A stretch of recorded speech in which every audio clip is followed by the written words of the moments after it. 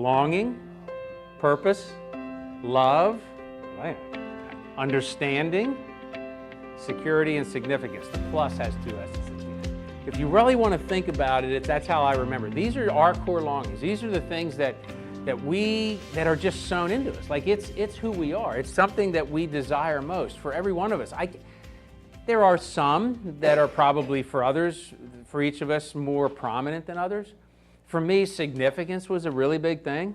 Understand, like there's stuff that impact every one of us. My dad was 18 years old when his dad died, so now he's the mature one, the oldest one in the family. He's got to shoulder this, right?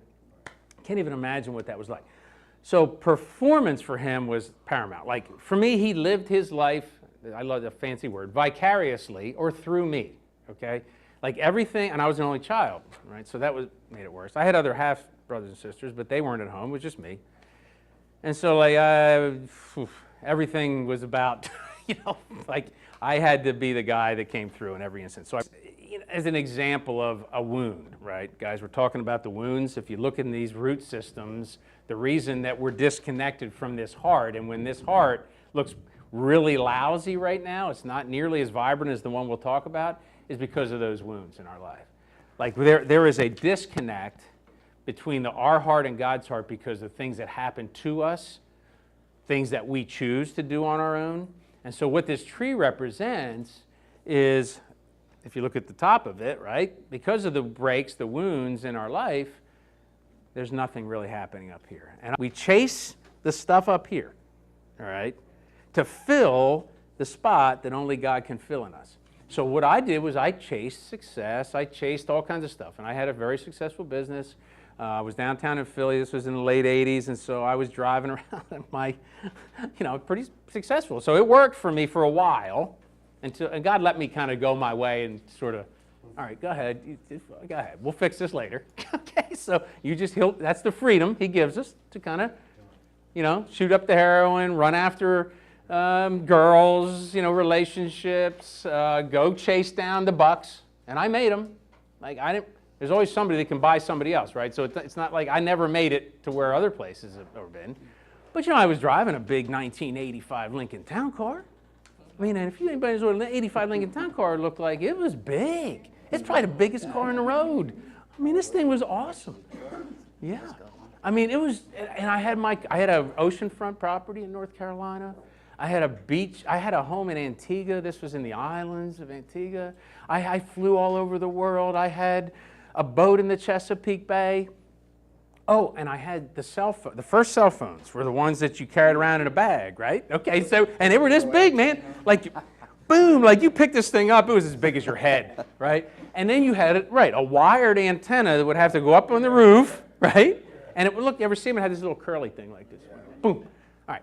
I had two phone lines. It's not like now where you can call away, you can take more than one. You had to have two phone lines. I had two antennas. That meant I was really important. Big Lincoln Town Car, two antennas. How many pagers did you have?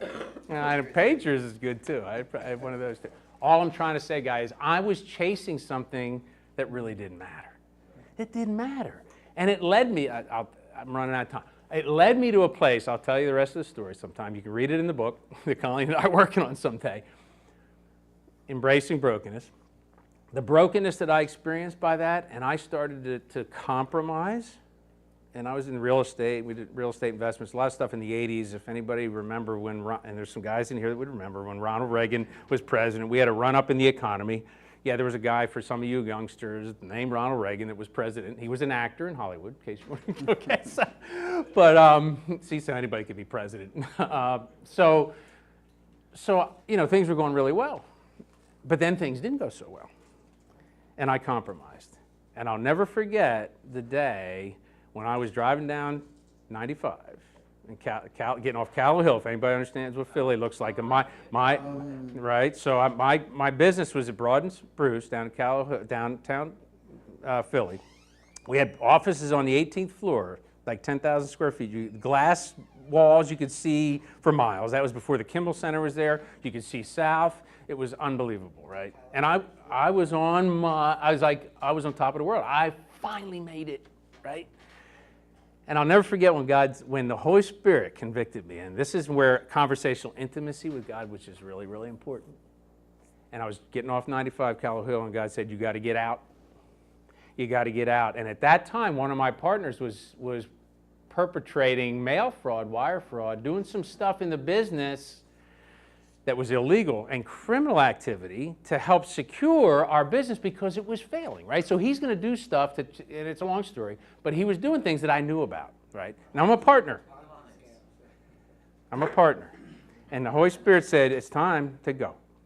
And I said, we found out, we got rid of him, we kicked him out, all this stuff. I said, God, I got this. I got this. I'll take care of it. It's going to be fine. And it wasn't fine. Because 5 years later, I faced federal charges. I was indicted along with my partners for mail fraud, wire fraud. They threw racketeering in. Yeah.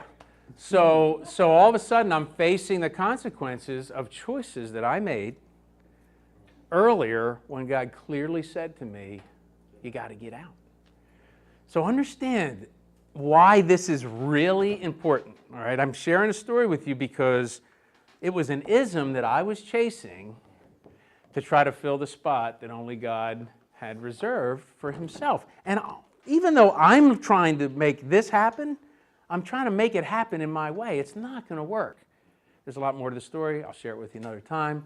But I'll tell you what, it changed my whole perspective. It tore me apart and broke me to a place where I finally was willing to go, oh my gosh, what is going on? What am I doing? Remember, I'm a kid. I know who Jesus is. I studied the Bible my whole life. It didn't matter. Right. I still had this core longing for significance and a wound that ripped me apart that said, you know what, I'm going to chase it down the way I want to chase it down. That's it. Simple as that. I'm going to do it. And you all have your isms. It's not my job to point them out. It's God's job to show you those and to heal them. How does he heal them? See, that's the key. Because until we can get underneath, right, until we can get underneath the reasons. See, the problem is not my chasing the money. That's a symptom of the problem.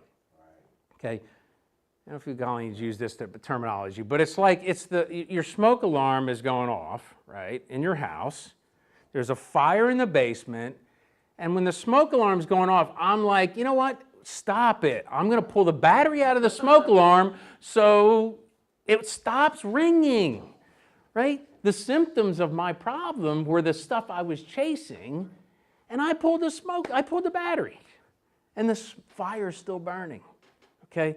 Until I can get to a place where I'm on the inside looking out, not the outside looking in, and I did my share of cognitive behavioral therapy, CBT, standing in front of a counselor and explaining to him all of my problems, and then confessing them, which I should do, it's sin, and laying them at the foot of the cross. Until I really understood, though, what was the underlying cause? Like, there's wounds in our life, guys. There's traumas. There's stuff that we've experienced. Some of them we don't even know. Like, I can share another whole story, I won't, of things that God pointed out to me that I forgot. Like, I didn't even remember they happened to me. And they were driving my decisions, driving me towards the stuff that I just described to you.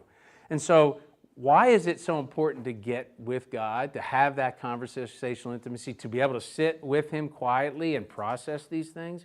That's why. Because it's not always going to be talked out. Because, we act things out that we don't talk out sometimes, crucial conversations, but we also make choices as a result of those things that happen to us that don't work for us either. So the great news that I've just described to you is, and if you look really close on your page here, and it's really hard to see, where the wounds are in those root systems, what do you see? The cross of Christ.